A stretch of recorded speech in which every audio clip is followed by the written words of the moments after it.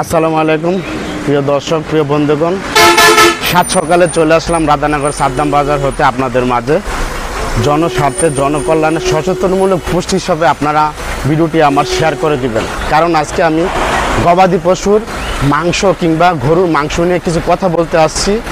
Anthrax নামক একটি রোগ রয়েছে, ব্যাকটেরিয়া জনিত একটি রোগ রয়েছে, সবাই জানি, আবার অনেকে জানি না। অনেকেই নতুন হয়তো শুনেছেন। 1752 সালে মার্কিন রোগ নিয়ন্ত্রণ প্রতিরোধ কেন্দ্রের বর্ণনায় আমরা জানি 1752 সালে এবং ফোর্নিয়ায় 1769 সালে এই অ্যানথ্রাক্স নামক ভাইরাসটি প্রথম প্রকাশিত হয়েছিল। এর আগে যা ছিল, এর আগে পত্রপত্রিকা বা ঐতিহাসিকভাবেই ছিল। আমরা এখন কথা বলবো একজন নিয়মিত বাজারে গরু কিংবা গবাদি পশু কাটেন, সাধারণ অর্থে সাধারণ ভাষায় যাকে বুঝি কসাই। ওনার সাথে কিছু কথা বলবো এই রোগের ব্যাপারে, এই রোগ নির্ণয়ের ব্যাপারে কিছু জানেন কিনা। আসসালামু আলাইকুম কাকা, ভালো আছেন? ছোট্ট সময় থেকে দেখে আসছি আপনারা এই গরু কাটেন কিংবা কসাইয়ের কাজ করেন।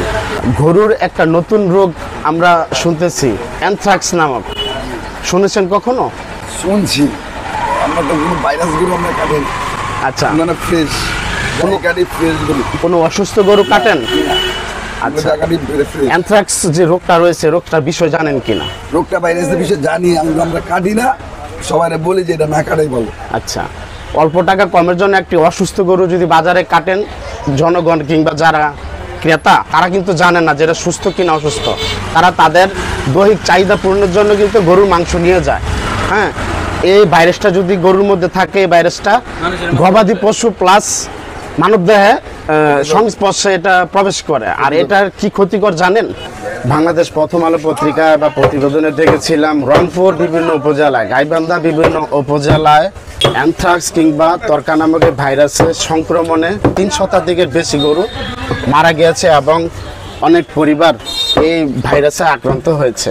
অ্যানথ্রাক্স নামক বা তরকা নামক এই রোগটি মানবদেহে গবাদি পশু থেকে ছড়ায়। আমরা যখন মাংস ক্রয় করি, খাবারের জন্য খেয়ে থাকি এবং মাংস যখন কাটি, কষা কিংবা পারিবারিকভাবে যে কোনো প্রয়োজনে আমরা মাংসগুলো কেটে থাকি, ওই মাংস যখন আমরা নাড়াচড়া করি, মাংস নাড়াচড়ার সংস্পর্শ আমাদের মানবদেহে প্রবেশ করতে পারে এই অ্যানথ্রাক্স নামক ভয়ানক এই রোগটি।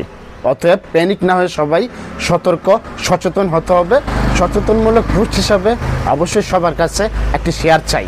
আমরা স্বাভাবিক অর্থে জানি এই ভাইরাসটা যদি মানবদেহে গবাদি পশুর মাংস থেকে প্রবেশ করে, অতিরিক্ত শ্বাসকষ্ট হয়, পেট ব্যথা হয়, বমি এবং বমি হয়। সবচেয়ে বড় স্কিন ডিজিজ। আমরা চেষ্টা করব আপনার মতো যারা কসাই রয়েছেন এবং 2, 4, 5, 10 হাজার টাকা কমে অসুস্থ গরু কখনো জবাই দিবেন না। এটা আপনারা সবসময়। আচ্ছা, প্রিয় দর্শক, প্রিয় বন্ধুগণ যারা আছেন, সচেতনমূলক ভিডিও কিংবা পোস্ট হিসাবে অবশ্যই সবাই শেয়ার করে দিবেন।